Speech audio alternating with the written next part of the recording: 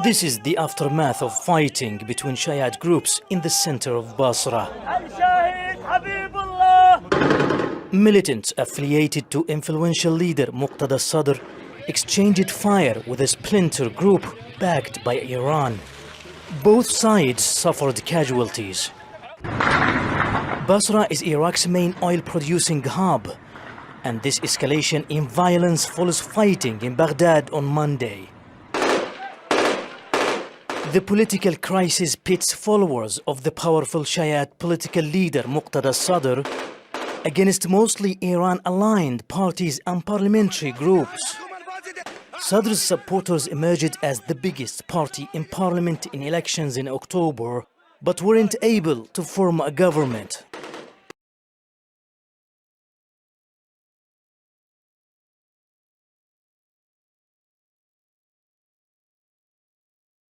In the Democratic Republic of Congo, dozens of people have been killed after protests against the presence of a UN peacekeeping mission turned deadly in the eastern city of Goma. The victims include peacekeepers and an 11-year-old child. Many are calling for the UN to leave the country, saying it's not doing enough to protect them. But that could have a devastating humanitarian effect on one of the poorest countries on earth, as Joyce Tutu reports.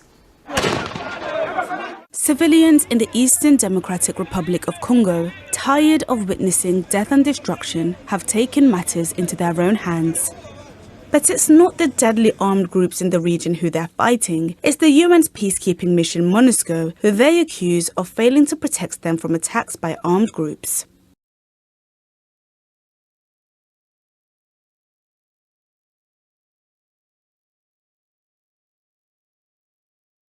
And what we can see here is Vladimir Putin holding a bouquet of flowers, and he is paying his respects at the Moscow hospital, where you can see Mikhail Gorbachev there in a casket. He died on Tuesday, aged 91. A very solemn moment.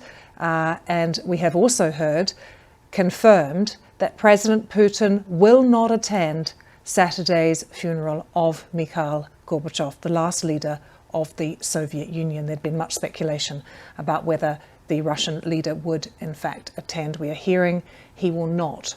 Well, if you believe the Kremlin, it's simply because Vladimir Putin is a very busy man. Basically, the message from the Kremlin is, sorry, Putin's busy, his work schedule is full, he can't attend the funeral.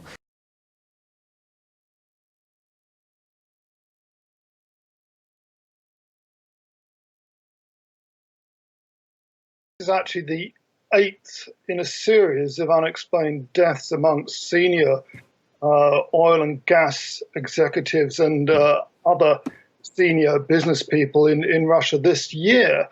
I mean, it's really quite unusual to have so many people apparently dying of suicide.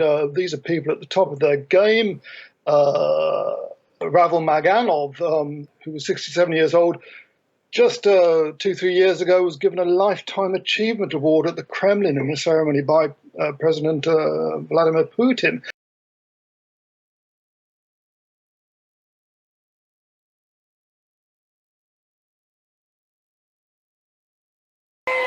Cristina Fernandes de Kirchner was greeting supporters outside her home in Argentina when she was confronted with a gun held to her face. The vice president ducked, witnesses screaming. Kirchner was returning from court when the ordeal happened. The former president is a divisive figure in Argentina and is in the midst of a corruption trial. She denies the charges. This is the most serious event we have gone through since Argentina returned to democracy. Cristina remains alive because of a reason that is yet to be confirmed technically. The weapon that had 5 bullets did not fire despite being triggered.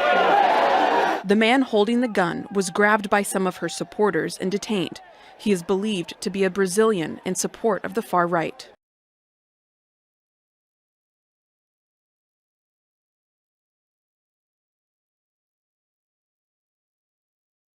According to Voice of America, U.S.-funded international broadcaster, North Korea has been requesting food aid to India, Canada, and Vietnam. This was only 2 weeks after dismissing the South Korean Yoon administration's aid offer in return for denuclearization. Manpreet Singh, the president of Indian Chamber of International Business, emailed Voice of America that he was contacted by the North Korean embassy in New Delhi for rice donations. In June, First Steps, Canadian organization committed to preventing child malnutrition in North Korea, was also contacted by the North for wheat and bean aid.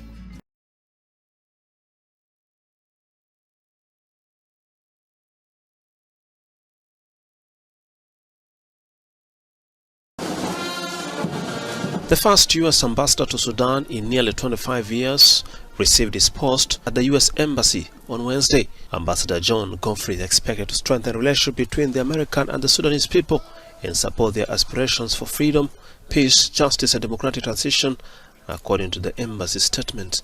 In 1996, the U.S. closed its embassy in Khartoum after labeling the Arab country a state sponsor of terrorism for hosting Al-Qaeda leader Osama bin Laden at the time. Washington reopened the embassy in 2002 with diplomatic representation below the level of ambassador. In May 2020, Sudan appointed its first ambassador to Washington after 20 years of vacancy.